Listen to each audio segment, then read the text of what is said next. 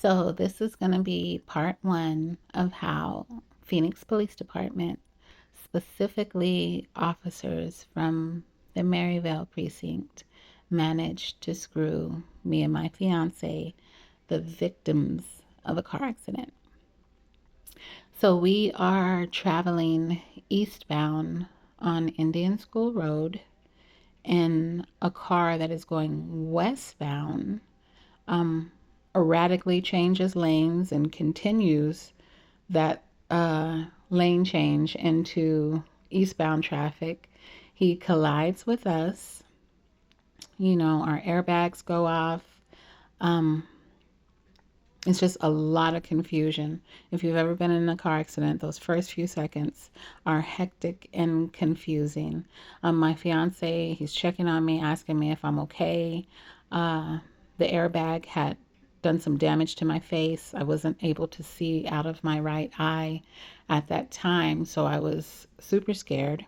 But I told him to go check on the person or people in the car that crashed into us and make sure they were okay. Excuse me. So he gets out of the car and he goes over there to check on them. He comes back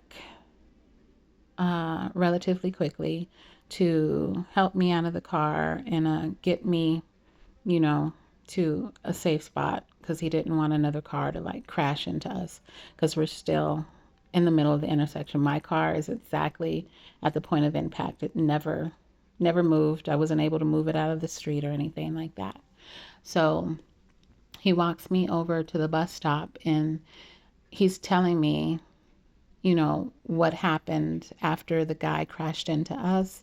He hit a second vehicle and crashed into them. And he said he's over there, but he's trying to leave, but his car isn't starting. So he walks me to the bus stop. He sits me down, and I told him he needed to go over there and take a picture of his license plate. So he goes over there, takes a picture of his plate, and he comes back and tells me to call 911 because of the accident, obviously, but also because I'm injured. And he was going to go back over there and try to stop the guy from leaving. And I'm digging around looking for my phone. I don't know if it's in the car, if it's in my purse. I'm not able to find it. My head is ringing. It's just a lot going on. So my fiance yells back that he'll just call 911. But as soon as he said that, homeboy got into his car and was actively trying to start it up again, trying to leave. So I ended up calling 911. But in all of this confusion, my fiance also called 911. And that is an important detail that'll come up again later on. He and I both called 911 that night. I remember being on the phone with the dispatcher and her saying, I have your fiance on the other line. So just hold on. She was going back and forth between the both of us.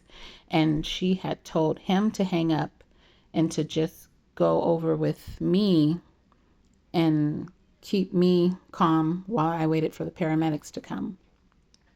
And while I was on the line with her, I had told her that the guy who caused the accident left the scene, but my fiance took a picture of the plate. And so I was giving her the plate information. Um, some people from the second car that he hit, their family members had gotten in another vehicle and started following him. And they were communicating with people who were still at the scene of the accident, and they let us all know that they had caught him, and they called 911 as well. And so the police were headed over there. While all this is happening, paramedics come to the scene. I have my wrist is sprained. The paramedics weren't sure if it was debris in the airbag or dust in the airbag. Something messed up my right eye, so it's swollen shut. Uh, I have cuts, bruises, stuff like that. So we are waiting, excuse me, waiting for a police officer to come and talk to us and let us know what's going on. It's probably maybe a 15-minute wait, maybe a little less. And an officer comes over and, you know, he tells us that they caught the guy. Um, I had just asked if he had insurance. I'm looking at my totaled car in the middle of the intersection, and for some reason, that was like all I wanted to know. And he told us, yes, don't worry, he definitely has insurance. You're good. So he asked for my information. I give him my driver's license, and he's standing there copying down all of the information. He asked me if it's accurate. I say yes. Uh, he asked for my phone number and my email address. I gave him both of those, and then he gets my fiance's information. Um, he had already gotten the information from the second people involved, and he looked up, asked them if they wanted to press charges. They said yes. He was perfectly fine with that. He looks at us and asks if we want to press charges. I say yes. And he becomes visibly annoyed. It's almost like he's offended that I would want to press charges, which we all thought was just weird. But we just let it go.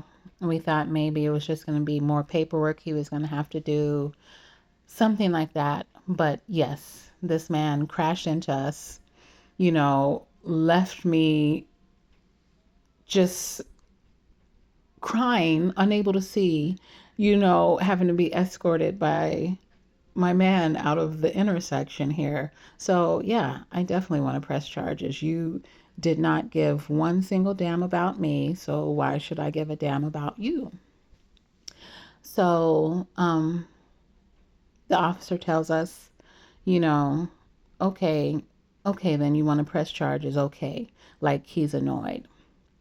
And so uh, I had declined transport when paramedics were working on me because I was waiting around and I was going to go to the hospital later. So the officer tells us, I got all your information. I'll email you the accident report number. You guys are good to go. Their investigation was going to take a while. He said the tow truck wasn't on its way yet to get my vehicle out of the intersection. He said there was nothing else we could do, so we were just free to go. So we leave and we go to the emergency room. Um, we're there for a few hours. While I'm there, I get an email from the officer with the accident report number. And he had already told us at the scene that it would be a few days before the actual report was available. So the accident happened on a Saturday night. It is early, early Sunday morning when I get the email from the officer with the accident report number. So we go home later on Sunday morning. I sleep pretty much all Sunday. I just wake up to take, pain pills and tend to my eyes, stuff like that. But I'm pretty much sleep all day. Excuse me. And Monday morning, I'm asleep most of the morning. Um, my fiance had told his supervisor what happened and requested, 2 days off just to recover from his injuries. And his supervisor said that was okay. Just, shoot me a text with the accident report just to make sure you weren't the driver because he drove for a living. I had interviewed for a job the previous week and got the position, and I was supposed to start that Monday. So I called the woman who's going to be my supervisor. I told her what happened, and she basically said the same thing. Just Send me a text, or, when you come back, bring in the accident report just to make sure you weren't at fault, because I was going to be driving as well. So, I got a 2 week extension for my start date, and that was just time for me to recover, time for me to get the accident report, stuff like that. And so this is Monday. Tuesday and Wednesday, I email the officer and I ask him if there's any way that I can get the accident report, the actual accident report, because I haven't heard anything from the guy who caused the accident from his insurance company. I don't know any information about him, his name, nothing. I'm in the dark completely. The officer never emails me back. Thursday, Friday, I start calling around Maryville Precinct. No answer, no response. I left messages. They never replied. I emailed the officer again, no reply. I'm calling the Phoenix Police Department records departments. They have no information whatsoever. They're looking up the accident report number, but the names are not matching. So it's just a lot of confusion. The weekend goes by, Monday, Tuesday. I finally get some information, and I'm told I need to go down to the records department and pick up the accident report. Now, mind you, I'm still recovering from this. Like, I only have one functioning eye. I'm cuts and bruises, wrist is still messed up, and now I have no car.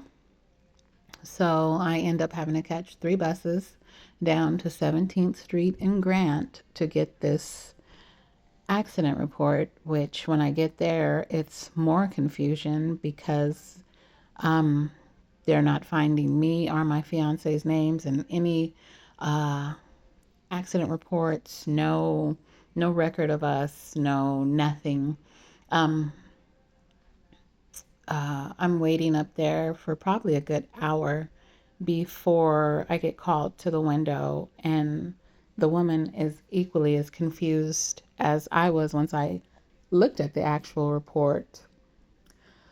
Whew, let me tell you, um, I'm still to this day, what is it, maybe 8, 9 months later, still equally as confused as to what the heck happened here. Like, how how do you manage to make these kind of mistakes and just get away with them? It's mind blowing.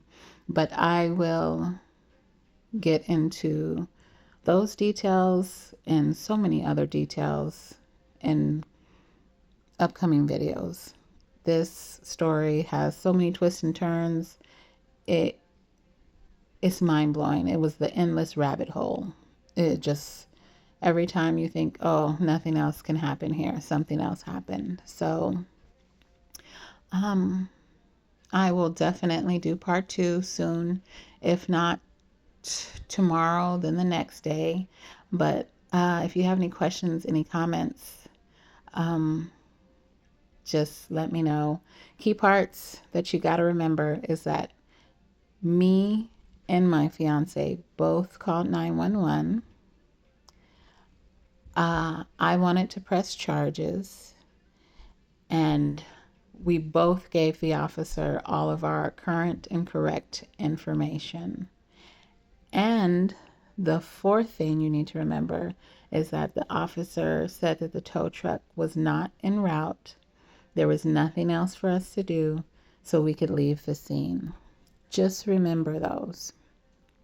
And I will do part 2 soon.